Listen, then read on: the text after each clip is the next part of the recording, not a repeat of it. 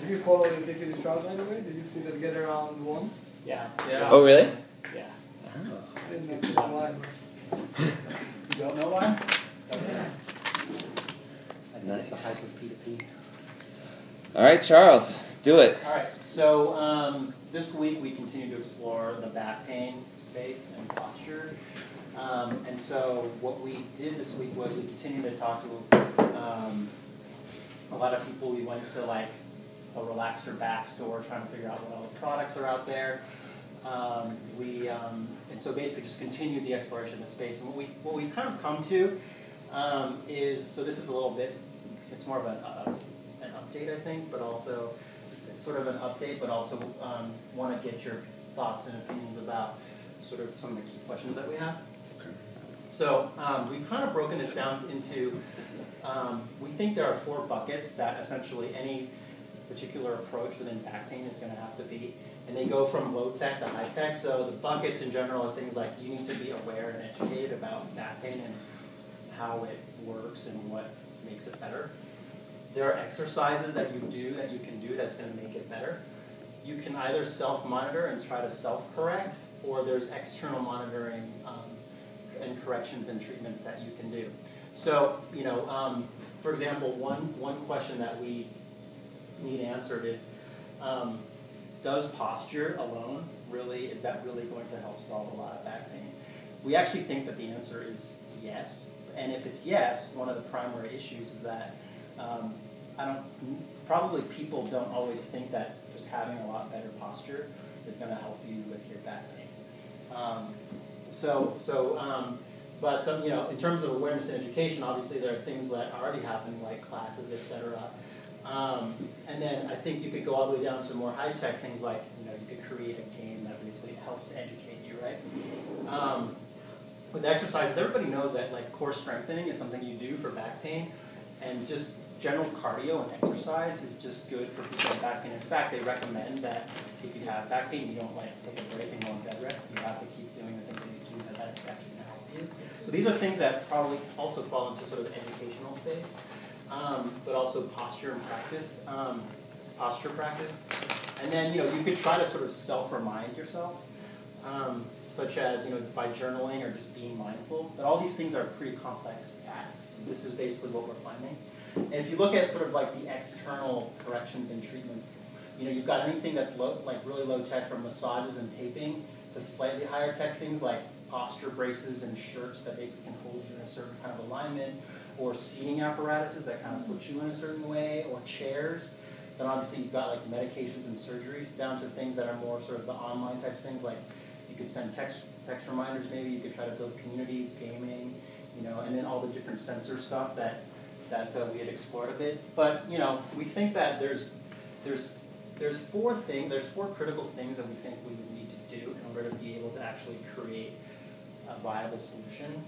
We think the primary one really is the instant feedback piece. Like, you literally have to get instant feedback about your posture if you're going to get that, if you're actually going to follow the right posture. And you need it to be frictionless. We think that these are really the top 2 things, that it just has to be a really simple solution that gives you instant feedback. And things that we think are really high on the list, but are probably the next tier down, are that it needs to be a start of something that's kind of a baby step. It's not like asking you to do something totally outside of what you already do. It's something that's pretty small. But also it has to be sort of fun in some way, a little bit at least. It has to be delightful. And so one sort of fun prototype that we actually came up with is this. So what this is basically, with posture, one of the most basic things about posture is that you need your pelvis to be tilted forward. So like, people generally stand more like this. And the thing is that this is like how people stand, but when this happens, that's how you get a lot of back pain. And what you'll notice when you stand like this is that you can feel sort of your spinal bones. Whereas when you're actually standing correctly, your spinal bones essentially get tucked between your spinal muscles. And so because of that, what we thought you could actually do is create a small little device that essentially is adhesive to your skin, basically on the lumbar part of your back, where when you're actually standing appropriately, the sensors here in the middle, this would be like a sensor panel, wouldn't actually touch those spinal bones, but when you're actually standing the wrong way and your spine is actually sticking out, it would, and it would give you a little vibration to basically remind you that, oh, you're out of whack. So like, I'm finding myself, as we've been exploring this space, I'm sort of doing a lot of this now. I sit in a chair and all of a sudden I'm thinking, am I sitting right? And then I realize I'm not, and then I sort of correct myself. But this would basically do it for you in a very passive manner. It's pretty small, hopefully pretty unobtrusive. You wouldn't see it, right? Because it's under your clothes, taped. It would probably have to be waterproof, I think, so that you could just keep it on and shower. You could also, you probably want an on-off switch, so that let's say you just have it on, you've forgotten about it, and you're sleeping. Maybe you're curled up, and it would be constantly going off and waking you up. You wouldn't want that. But you know, something relatively simple we think is what it's going to take, because we thought about multi-sensors, and just people aren't going to do that right now. They might be willing to do, you know, something like just one piece. And then you could imagine with this, like some kind of online sort of gaming element to it. Like, how many times did you get buzzed today? You know, you got buzzed 25 times. Oh, actually, you know, then tomorrow it's getting less and less because you're starting to remember how to basically stand and sit more correctly, right? So you can kind of track and follow your progress. And then I think ultimately you could actually, you know, put more into it in terms of, you know, but basically, you know, I think you could definitely build that kind of gaming component into it. So, but you know, I think for us, it's really a matter of like, is it one simple thing like this? Is it like a combination of a couple things, or you know, what is going to be the right approach?